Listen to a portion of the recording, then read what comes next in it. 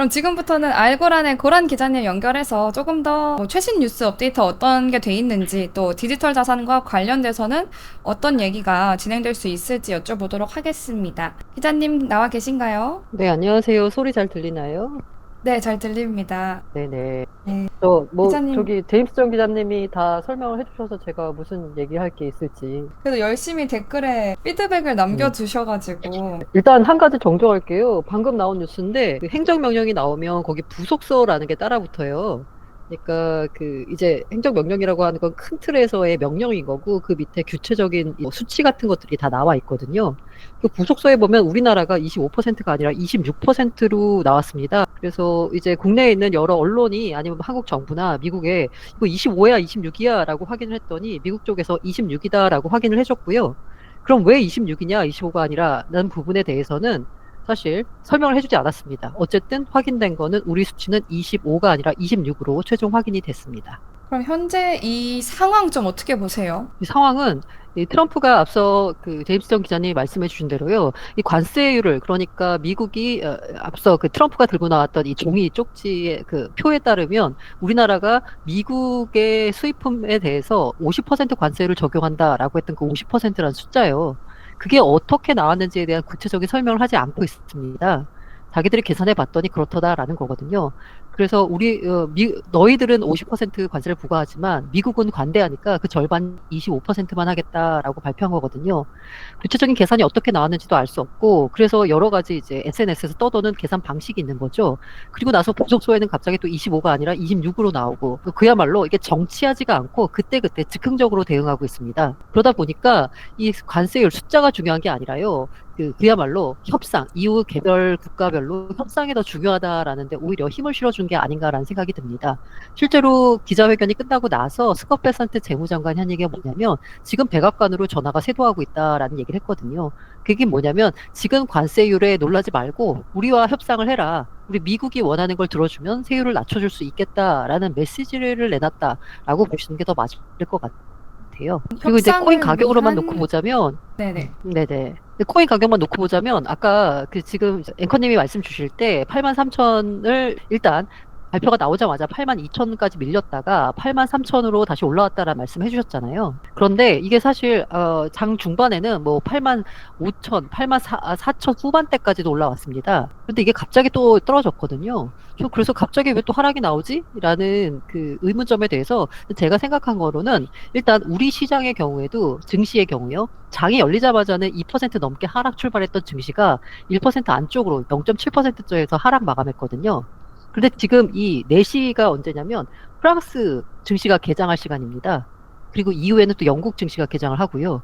이렇게 증시가 개장을 하면서 일단 관세 우려에 따라서 하락 출발을 하고 이에 대한 여파를 증시 스스로가 흡수하면서 다시 시장에 올라오는데 그런 증시 여파를 지금 코인이 바로 직격적으로 받은 거 아닌가라는 생각이 들고 있고요. 그리고 결과적으로 그러면 이제 앞으로 향후 향방은 어떻게 될까? 관세 여파가 얼마나 깊을까에 대해서는 오늘 개장하는 미국 증시를 보는 게 코인 증시 코인 가격의 미래를 보는데 바로미터가 될 것 같다라는 생각이 듭니다. 근데 아까도 저희가 계속 얘기한 것 중 하나인데 이 관세 여파를 사실상 미국 소비자가 가장 크게 받을 거다. 최대 피해자는 미국의 소비자일 거다. 이런 분석도 나오고 있습니다.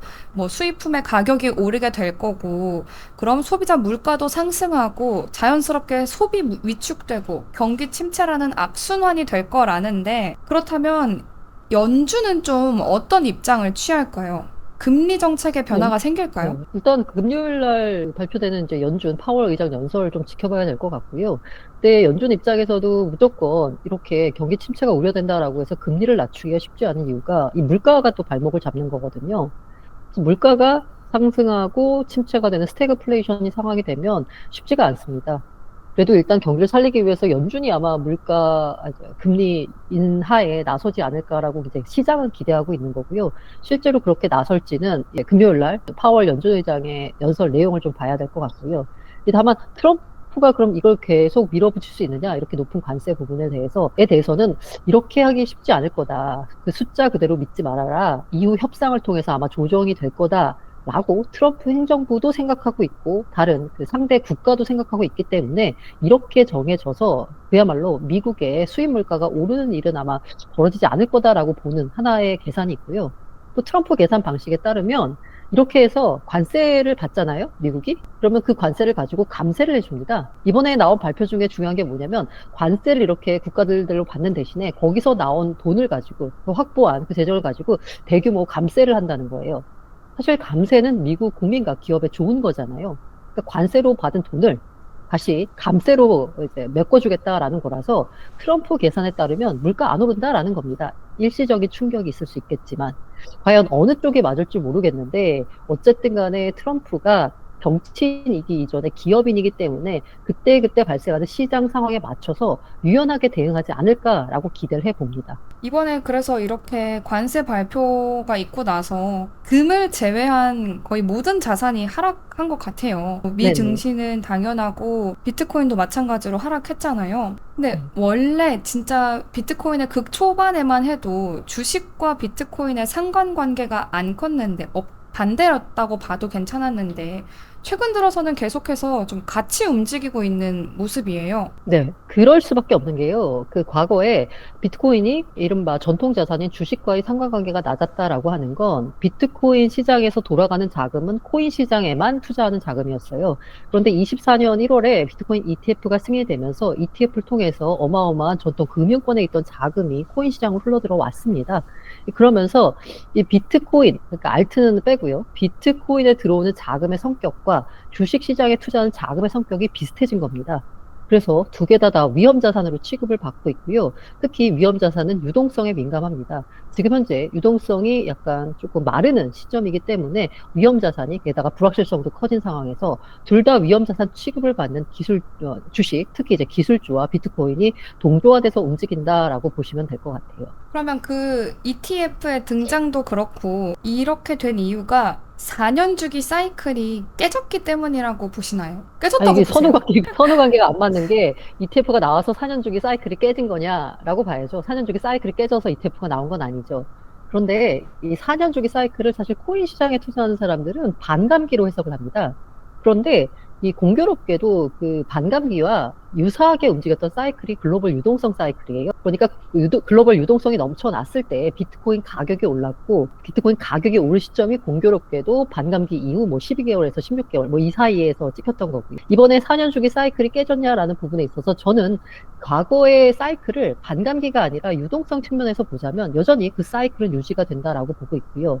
이렇게 반감기 사이클인 그 코인 시장 내부의 사이클로만 돌아가던 시장에서 이른바 외부 자금이 들어오면서 유동성 측면까지 봐야 되는 시장으로 변화했기 때문에 비트코인 가격이 4년 주기 그리는 건 아마 계속 될 것 같습니다. 유동성에 따라서. 그런데 과거에 나타났던 비트가 오르면 그 다음에 이더리움 오르고 그 다음에 라지캡 오르고 그 다음에 알트 다 오르는 이른바 알트 시즌 사이클은 저는 깨졌다라고 봅니다. 그래서 사실 지금 유동성 얘기해 주셨는데 또 지표를 보면은 보통 비트코인보다 한 10주 정도 선행을 해서 비트코인도 이제 다시 또 상승할 네. 거다 이렇게 보시는 분들도 계시더라고요. 네. 그게 지금 기대할 수 있는 호재라면 호재라고 볼 수 있을 것 같아요. 이제 공교롭게도 글로벌 M2와 비트코인 사이클이 거의 동조화돼서 나타났거든요. 앞서 말씀드린 뭐 10주, 어떤 분들은 뭐 저기 2달 뭐 이렇게 보시기도 하는데 어쨌든 간에 동조화돼서 나타났는데 글로벌 M2가 상승적으로 방향을 틀었다라는 점은 비트코인의 현재 긍정적인 측면인 것 같고요.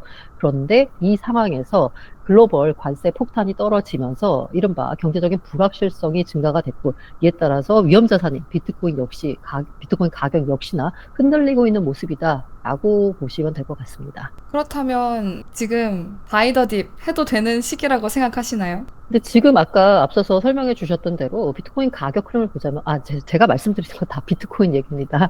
알트는 이게 또 다른 영역이라서요. 제가 어떻게 드릴 수 있을 만한 말씀이 없고요. 비트코인 관련돼서는 가격 흐름을 보시면 아시겠지만, 충격이 와도 82,000달러 선, 그러니까 지난번에 약간 바닥을 형성했던 부분에서 다시 찍고 올라왔어요.